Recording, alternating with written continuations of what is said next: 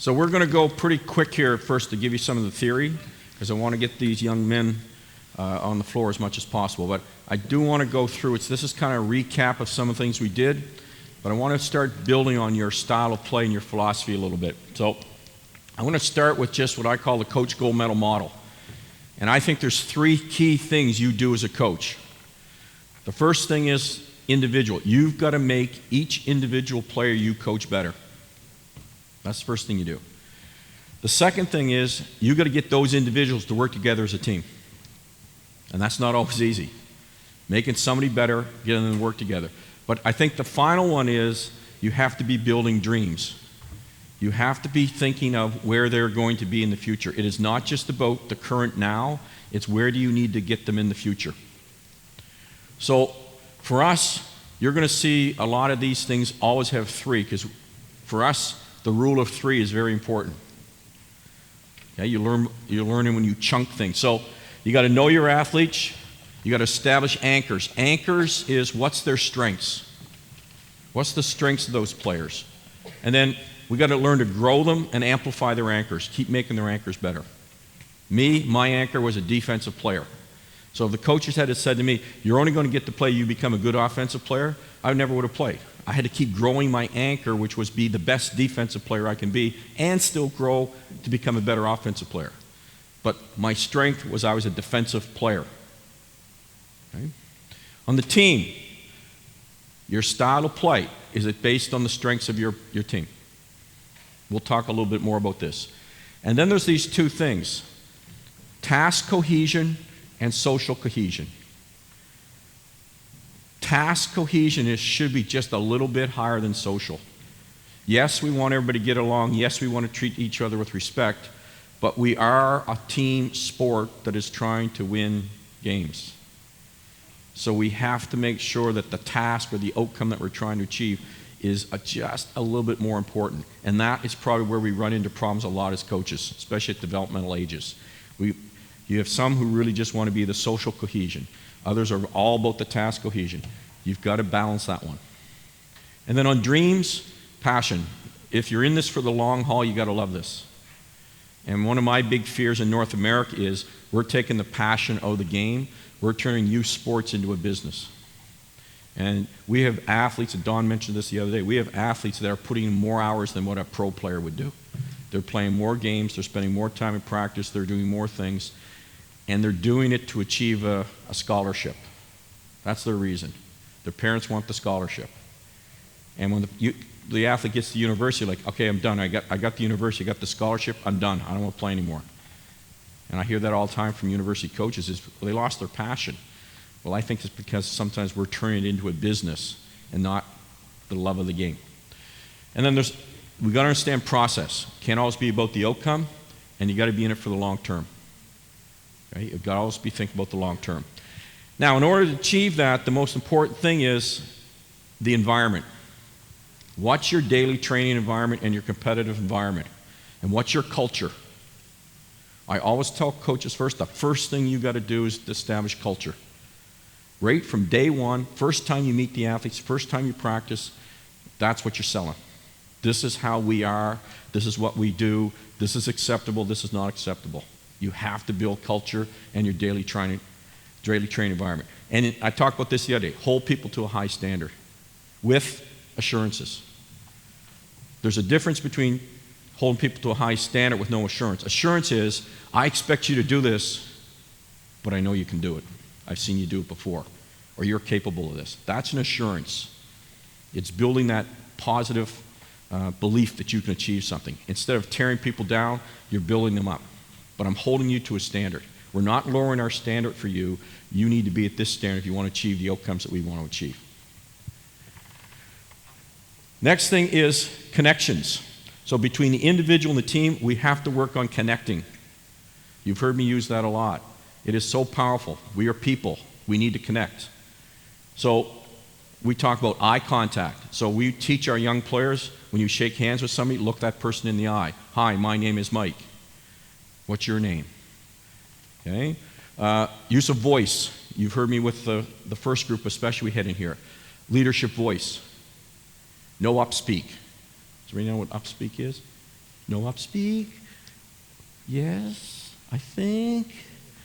Confidence. Believe in yourself. And then signals. Basketball is full of signals. Right? I'll show you one today. This is a signal. They can be subtle. This is a signal for us. There can be lots of signals that mean a lot of information. And if I connect with my eyes and I see the signal, it's going to tell us something.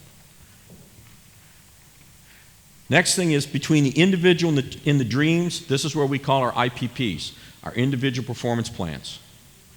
So we've got to build their body, their mind. We're not just building basketball. We're building on the mental, the social, emotional, and the physical. And with the young females, the players that I work with most, I find when we build them physically, you just see confidence grow. Right? It's amazing. They start to look and they see deltoids and, oh, this feels good. I feel good. And it really builds confidence. Global skills and concepts and decision making in their position. At the younger ages, we talk a lot a global player. Everybody plays every position. As you get into train and compete, we start talking about global skills within a position. Okay? Because there's so much to the game, and you just can't do everything at the train and compete, learn to win, train to win stage. You've got to start being more positional, but you've got to wait till people are after puberty before you know what the position's going to be. Okay? And then we talk about our positions. Between the team and the dream, that's our team performance plan. That's our team practices. So we always want to make sure we're hitting all four pillars. Again, one of the worst things I think we used to do is we'd do mental training, but we'd never bring it onto the court. You can't just have a mental training session off court and then it doesn't come to life on the court. And you as the coach have to make sure that, hey, remember when we were in the classroom, or remember when the mental performance coach talked about this? This is a situation right now where that implies. The 4 phases. Every practice, to me, I want to have offensive transition, defensive transition, defense, offense. And especially, I want to have the little sections in between those. That's the hardest part. When am I going from offensive transition to offense? We're real good at separating things out, but the game is, when is it that it actually stopped being offensive transition and we're offense? When was it actually defensive transition to defense? Those are the key things, those windows in between. Okay? And if you just practice them separate, you lose that key skill. And that's with especially the 14-second shot clock where you lose time. Okay? And then we want to track and monitor. So we use what's called the 4 factors from a gentleman named Dean Oliver, was the first to come up with this. And it's just a way to validate, is your style of play actually working or not? I'm not going to go into all that, but it's great to have a style of play, but you better validate that it actually works. Not just, I like this play I saw Golden State run. I think I'm going to run that. That looks like, wow, that's going to be awesome. But we use points per possession on it. If you're only getting like a 0.2 points per or 2 points per possession on that, that's not a very good offense. You've got to be up close to 0.9 to 1 points per possession for actually be a good offense. Now, at little kids, that's a little different. But you've got to start to know that. The next thing is I always put a compass around it because you have to have some direction. You have to have a plan. There has to be some goals. Okay? And you have to have this support. And this is support where I talked about it. We're always about reminding, encouraging, praising, and having breakdown conversations. That, to me, is the number one thing that I do to give direct feedback to my athletes and who I work with, my coaches and my colleagues that I work with. Me and Don talk about this all the time. We love being direct. There's a lot of people in society that don't like people being direct. But to me, I don't want the meeting after the meeting. Do everybody know what the meeting after the meeting is? We have this meeting, we're all agreed, and then as soon as we go outside the door, well, Mike, this is what I really thought. I'm like, well, why didn't you tell me that at the meeting? Well, I didn't want to say it in front of anybody else. I didn't want to embarrass anybody. I didn't want to make it. I don't got time for the meeting after the meeting. And I'm sure with the athletes you don't either. I need to be very direct, but with respect, right? Okay, and dignity. I'm not tearing them down, but that's what we do. We really work a lot on that one. It's very, very important. And this is the most important one. especially dealing with young female athletes. I would say old female athletes. I'd say young men. But confidence. This is all, you cannot take away their confidence. And to me, these three things here, trust, execution, and composure, that's what has to be there in the storm. And our senior national team, we faced the storm of playing France. Yeah, we played France and beat them, and we were in a storm. We did not start the game very well. But it was trust, execution, and composure that got us out of that. When we played Spain in the quarterfinals and we're up 3 going into the fourth quarter, that's kind of fell apart. Okay? And trust comes from shared experiences. You have to have been through the wars together, the tough times together. You can't build trust in one practice. You can't build trust after one game. I got to know that if Dawn's supposed to help, she's going to help. That comes from a shared experience. Okay? It also, execution. For me, execution is real simple. Were we in the right position at the right time? Did we see what we're supposed to see? And then did we anticipate, make the right decision?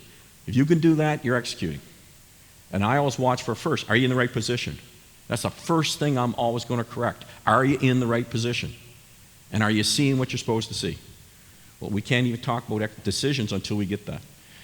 Okay? And then the final piece is composure. We talk in our mental training about 3 C's.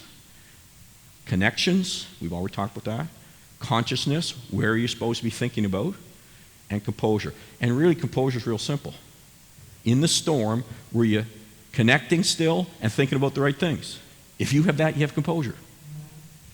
It's real simple, but it's hard. It's hard to do when all the things are going on around you. So that is really our coach model. That Mike, just building on that too, is again, knowing that some of you, I know we've chatted a bit, have academies where you have multiple teams, but this doesn't look the same with every team, right? As your ages and stages are changing, some of these components, you might go in certain depths, and what the answer is, for you and that team will change as well, right? So what you do for confidence might be different with a 10-year-old as to what you do, with a 19-year-old. So just again, know that all of this has a relative age to it as well, and you're taking in those characteristics of the age and stage in order to develop this. But it's definitely not false confidence, but just telling somebody they're good all the time. That doesn't help anybody. Okay? There has to be truth to that.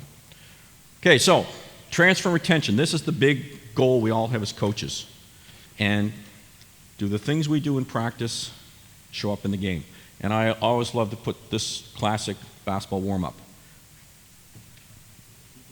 Never happens in a game where you get to dribble in at a slow speed on a 45-degree angle with no defense. And yet I know teams that's their whole warm-up from both sides of the floor. And why do we do it? Because that's what my coach did. Or I see the NBA doing that. Or I see, but that doesn't mean it's what's best. And I'm always going to challenge you, don't be afraid to go out and do things different if it works for your team. Okay? So, in the learning environment, the daily training environment, first thing is, I talk about this a lot, you've got to be watching for when the players are self-organizing. And are they organizing into that style of play, into the culture that we want? Are they still connecting? Are they playing the defense you want? You've got to be paying attention to that, because in the storm, they will self-organize through habits. And now if you've built a good culture and a good habits, wow, you want them to self-organize to that. But most teams will slip to what's comfortable. And you've got to really pay attention, you as a coach too. Classic example down here, I'm just using these as examples. I mean, these are just static pictures, but here we have a coach, everybody standing around, coach talking for like 15 minutes on what they're doing in practice. That's a coach self-organizing. Well, I hope you didn't see me do a lot of that, where players stood around for 15 minutes where I was talking. For me, the goal is 30 seconds. Okay? Second thing is, and Don, this is just reviewing, cognitive load, physical loads. You have to know what your load is you want in practice.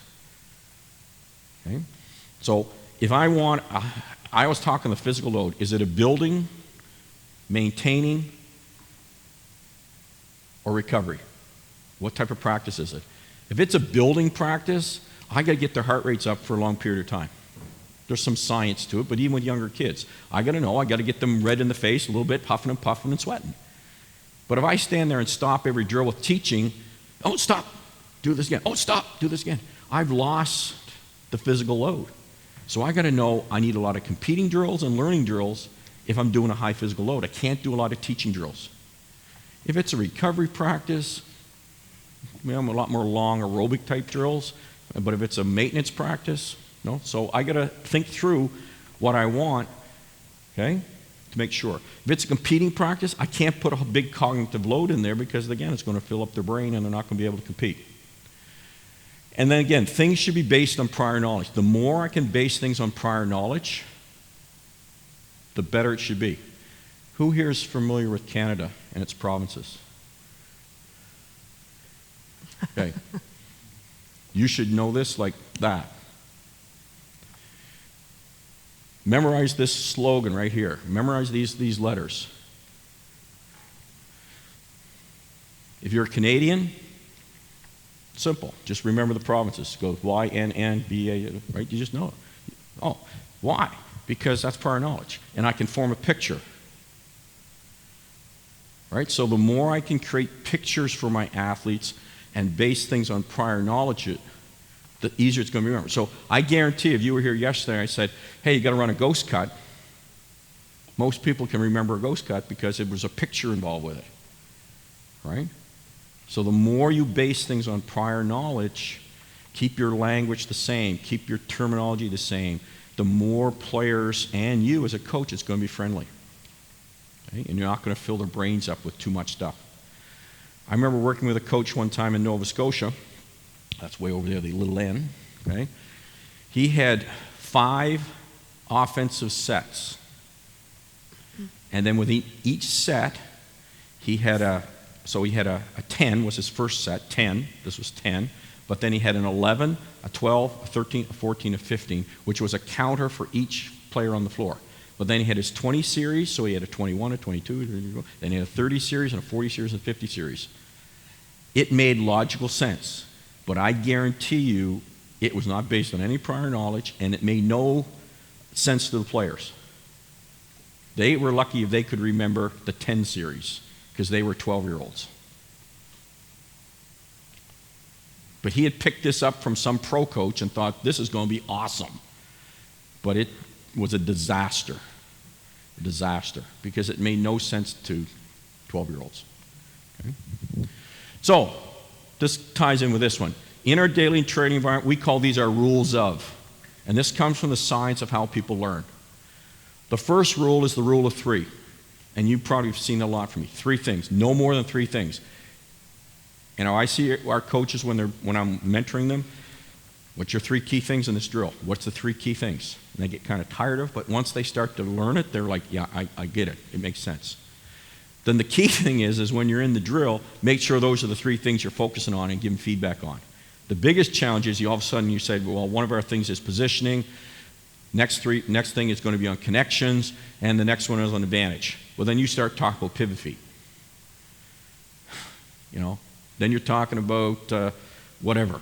Well, stay focused on the big 3 things. I was impressed in our first session because the players, they knew all about take on, brace, and seal, which was the thing that carried out through all the drills. So that tells me that they knew what the most important thing was. And they got the big 3.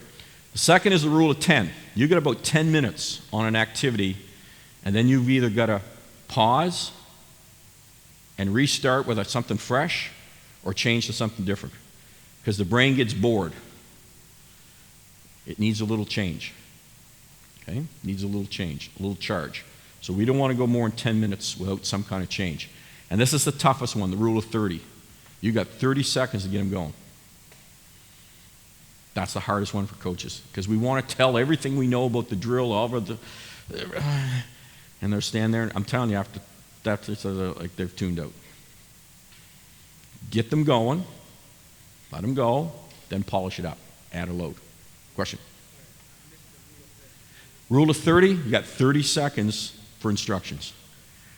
And I'm telling you that is tough from the coaches when they first do it.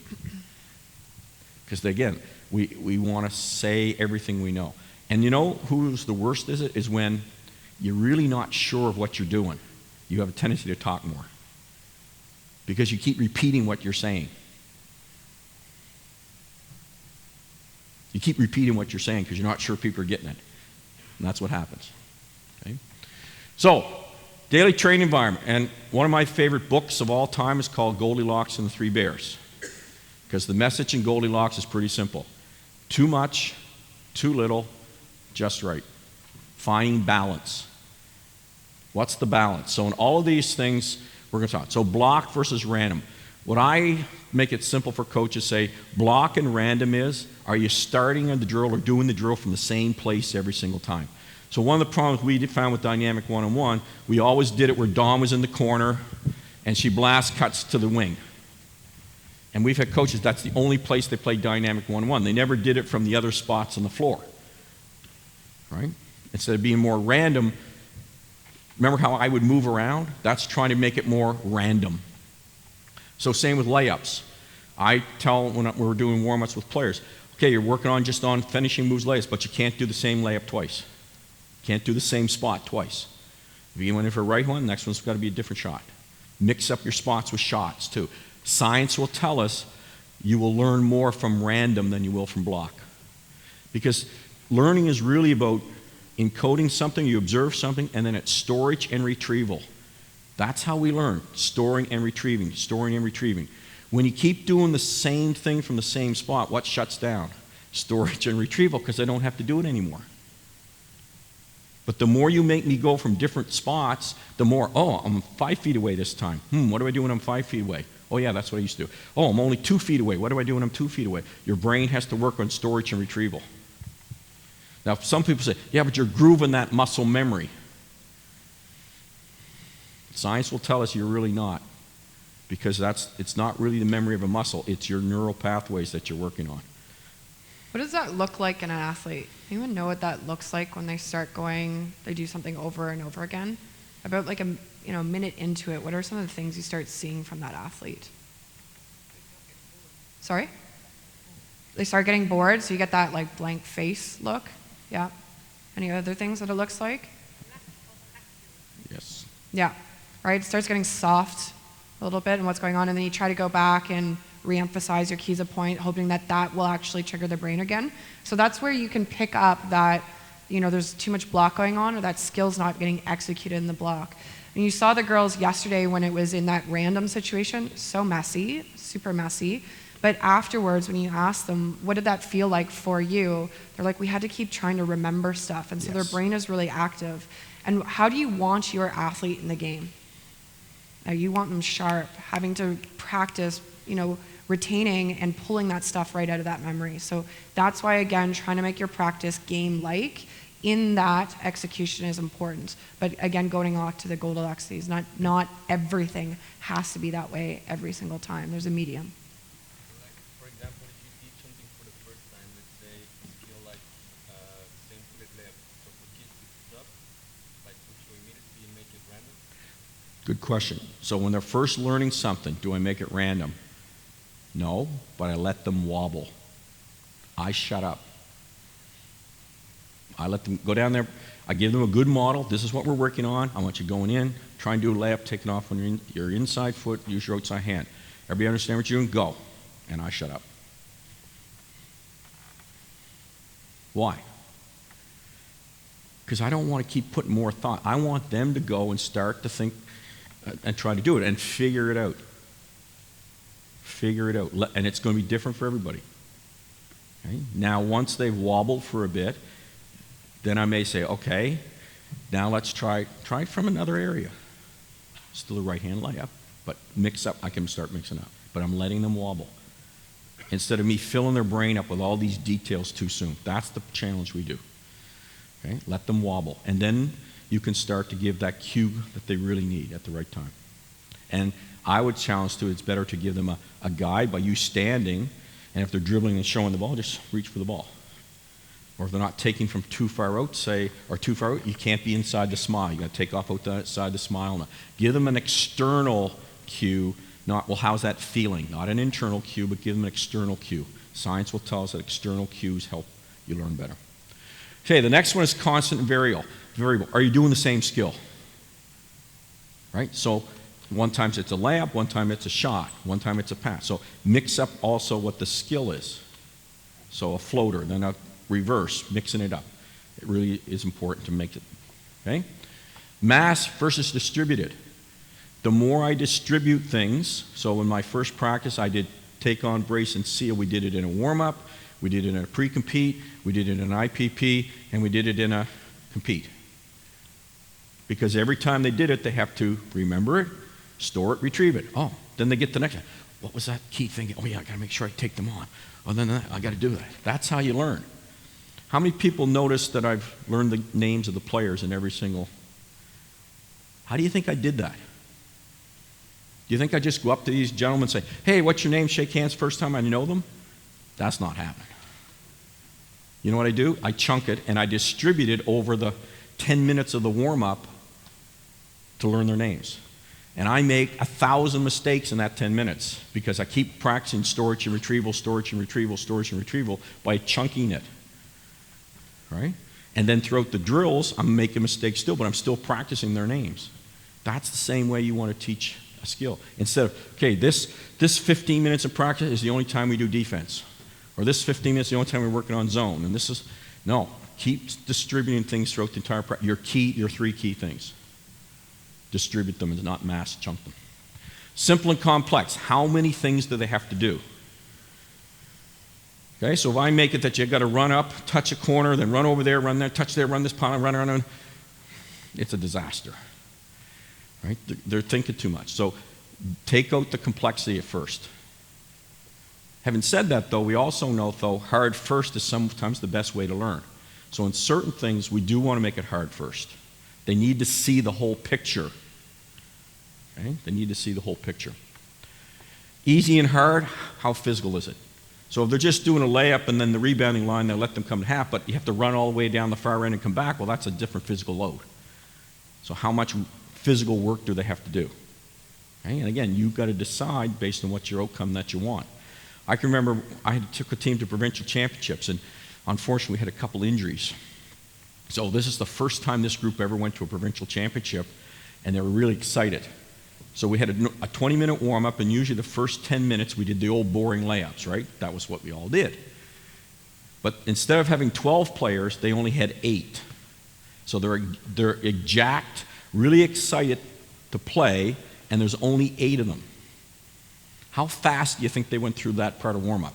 They were done in like 5 minutes. They're like, okay, we've done our warm-up. Because they were just like, and there was 4 people missing, so I said, okay, we need to take a break for a minute, right? We need to take a break. You don't need to be warmed up this much. So you have to know how many players is going to impact that also. And then there's a drill approach versus games approach. And as I've already said, it's a balance. It's not always just one. And I know lots of coaches that I've worked with at the higher level said, I'm all games approach. And I said, great, at the high level I think you can do that. But I don't think at a younger level you can discover things all the time by just playing in the game. And I don't think you have enough time to and come up with all the constraints. I think players need some models. But I would swing towards more games approach. Okay? So, ideally, we want to get up here in this top right-hand corner. We want high reps and more game-like. We want to get lots of reps. Okay? So, really quick example. We don't want a lot of low reps.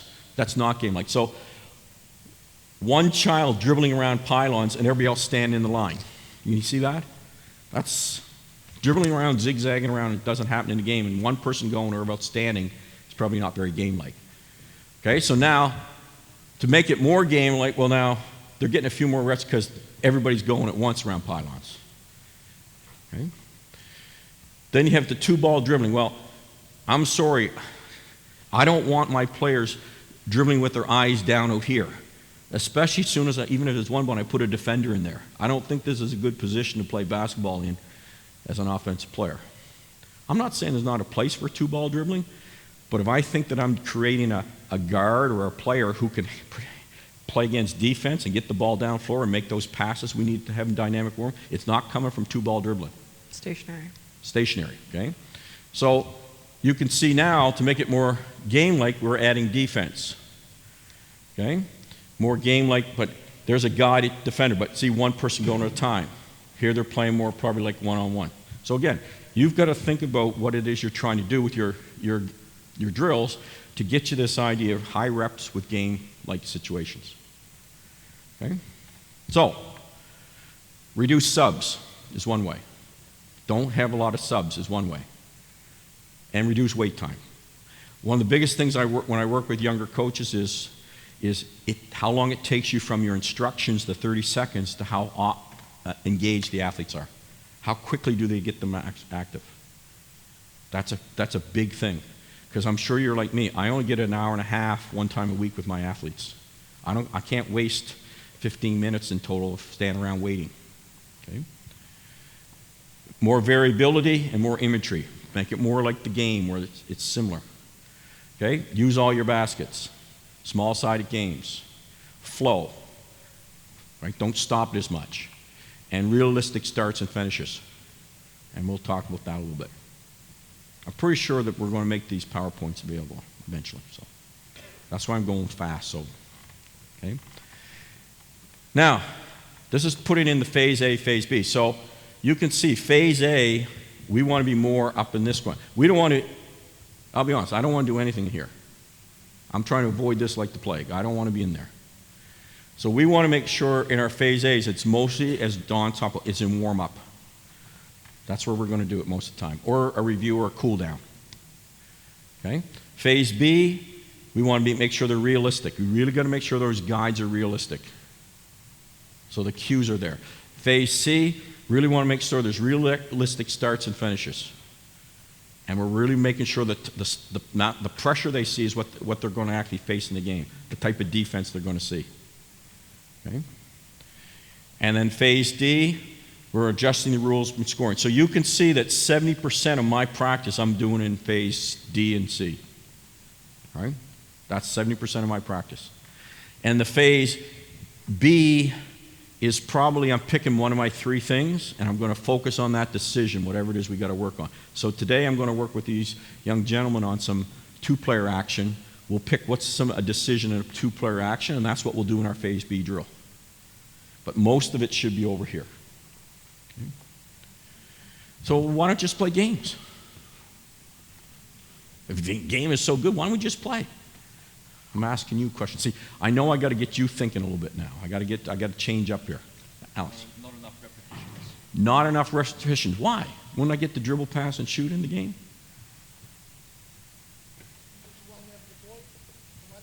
Only one.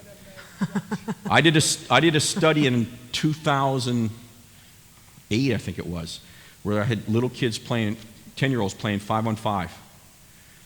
And I charted all the actions that they did and who did them. I think in a full game, not counting the inbound pass, I think there were only 11 passes completed. 10-year-olds, only 11 passes completed. There were some players who never touched the ball except the coaches were smart and they made them the inbounder. And that was the only time little Sally or little Billy got to touch the ball. Okay? As soon as we went to 4-on-4 and took an extra player out, now all of a sudden passes became more prevalent. And you know the number one reason why? Because when there was penetration, there was more time to make a decision. Remember I talked about that? I had more time because we had more what? Double gaps. Just naturally there were more double gaps. So there was more penetration, there was more help, and they could pass. Just by removing one player. Okay? So really, really important that you've got to understand the 5-on-5 game, you may not get the same number of reps and what you need to work on. Now, if you're pros, that's different.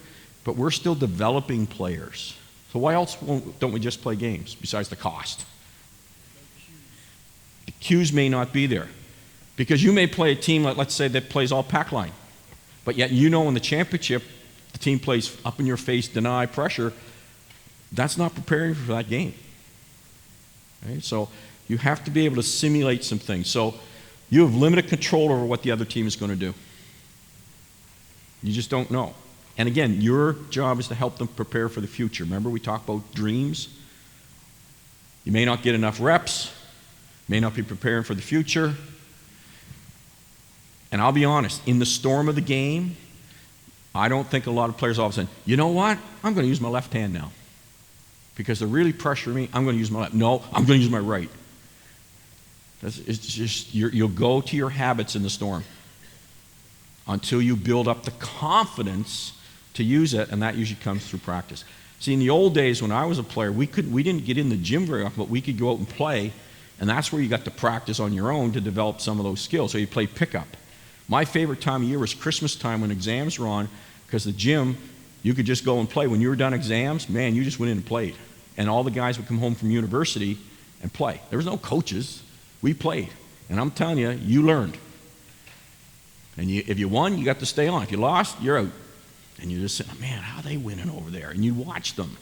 And you learned. But then when you get on the court, you try things. You jumped through one. You jumped. So, let's go back. So this is, Dawn, we talked about this. Movement skills, technical, decision-making strategies. We're going to look now more at the strategies and tactics. And we're going to talk a little bit about our style of play. Okay, which is your strategy, your big picture, how you're going to play the game in their 4 phases. So the first thing is, does it fit the rules? See, in North America, we still have areas that have no shot clock and play what's called federation rule, where the referee can call a time, or a coach can call a timeout while the game's going on. You want to talk about boring basketball. It is, okay, very coach controlled. Okay? So, but there are some things that are changing in the game. So like the 14-second shot clock. If you're still running what I'm going to call an old continuity offense, you've got to be careful that may not fit a 14-second offense. Okay? If you haven't adapted to, say, the 0-1-2 step, I don't like that, I'm telling you, it will change the game. There's some things in there that can change the game. So I never used to teach a lot of spin dribble at the rim because everybody's calling it a travel, which it was. But now, I'm guaranteed I'm reteaching the spin dribble at the rim in my style of play because you get I can go 0, 1, travel, but now I can go 2. I can get squared up. That is a huge advantage. And it's hard to stop. I don't like to spin. But the rules make it good. I'd look for it. Same thing on a shooter, especially with female players. When I used to run away from the basket and I would catch the ball, I could go 0, 1, oh, darn, that's it, travel. Now I can go 0, 1, 2. Whoa, I can now start running cuts away from the basket with my players and actually get them squared up to shoot and be more dynamic. Before I couldn't because I couldn't get squared up to see. I may change my style of play to fit the rules. So about 10 minutes. Okay? So, does it fit the strength of your players? I'd love to run what Golden State does, but if I don't have those players, I can't do that.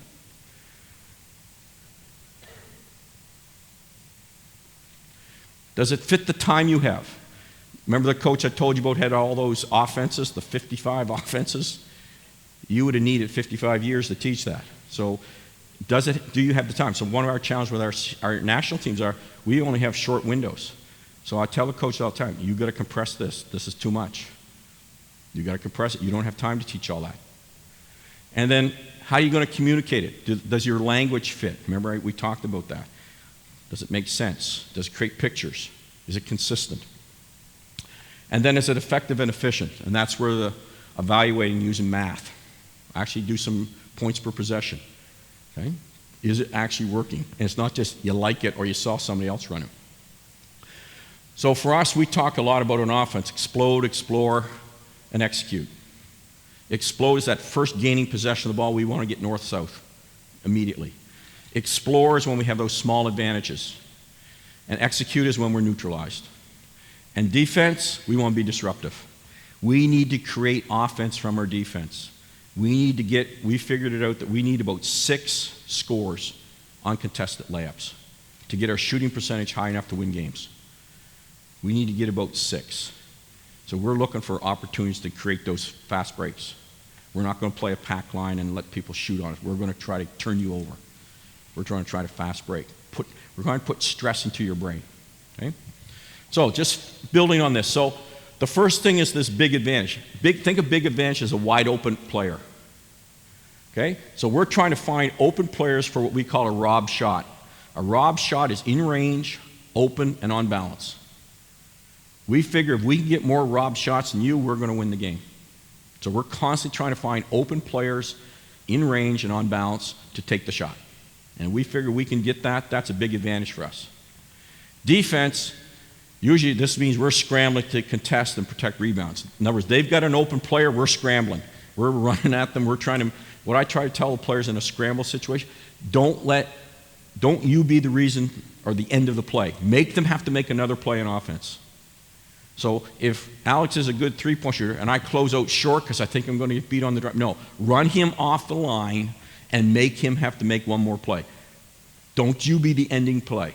If he puts it on the floor, you've done your job. We're scramble. We're not, right? Make them make another play. We're in scramble.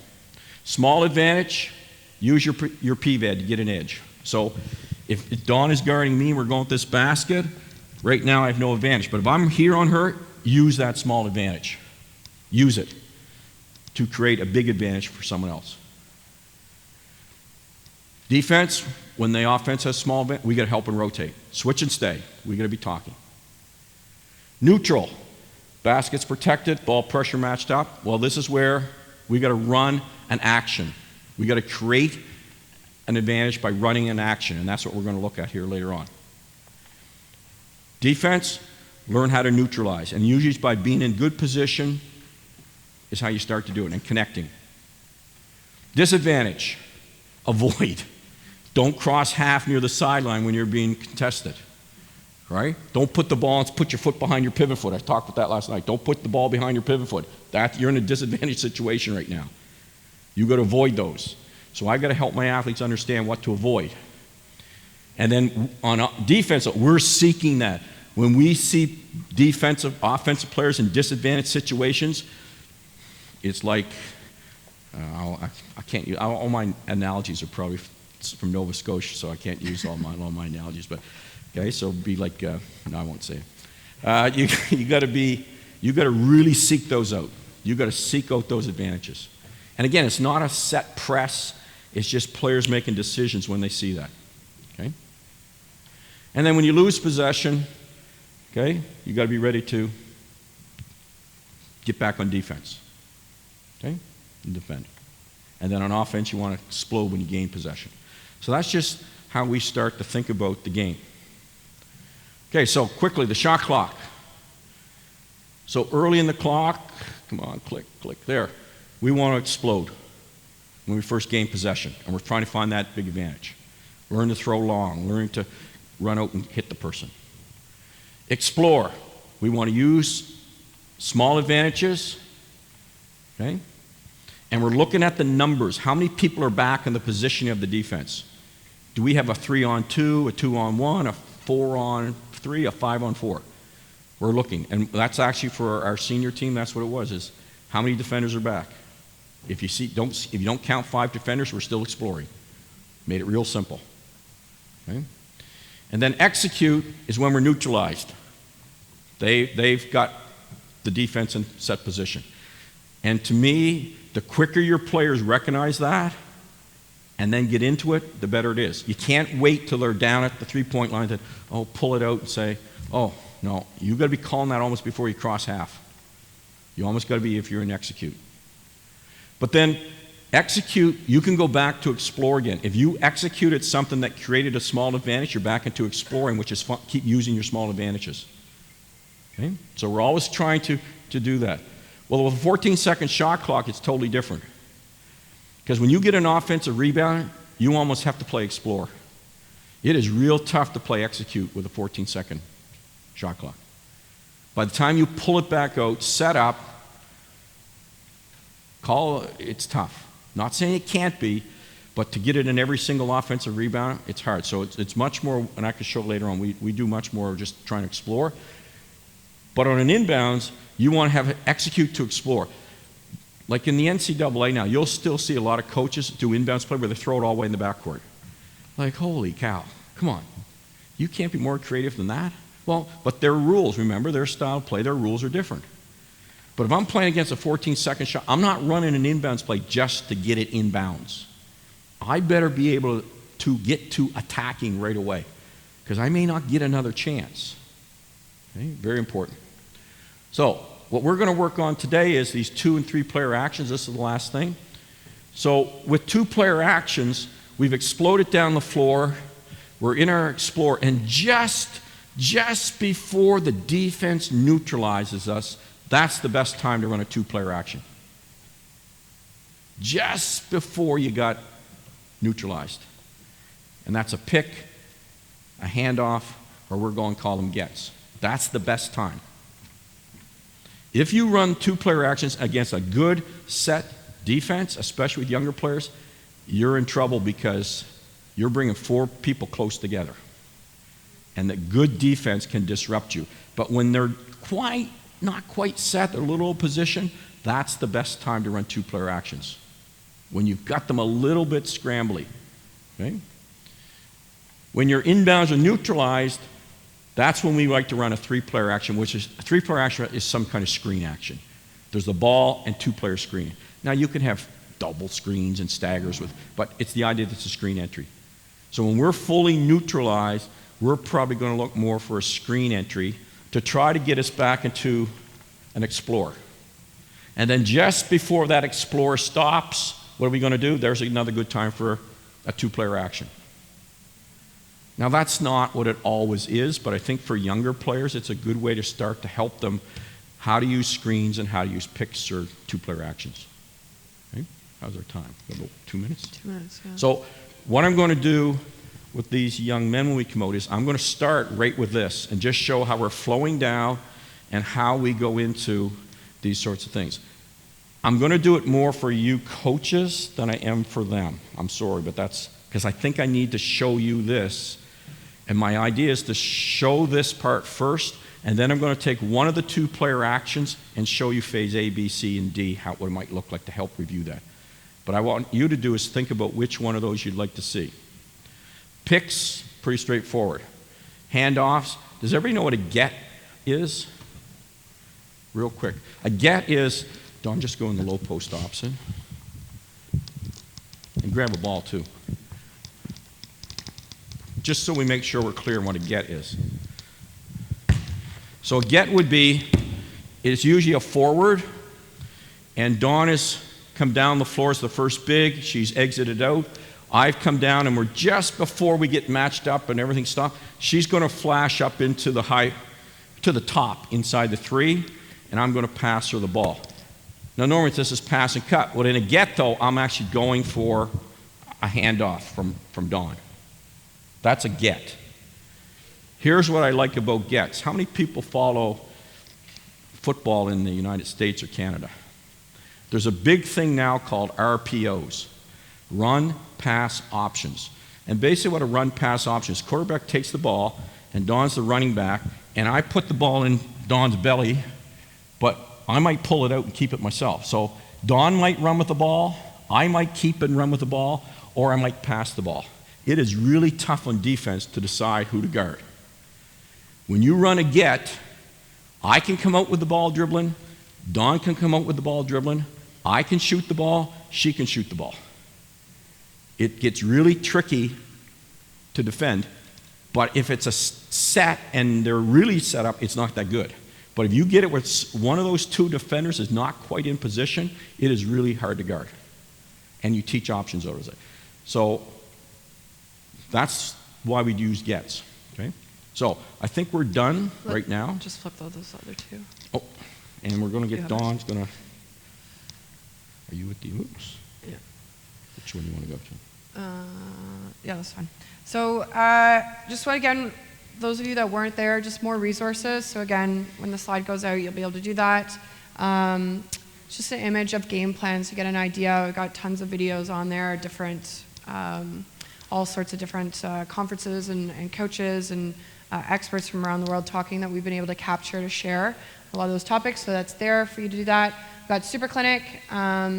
Someone asked me the other day where McMaster is. That's a really fair question. It's in Hamilton, Ontario, Canada. So just wanted to make sure that that was clear. And then there's this video, just wanted to share really quick.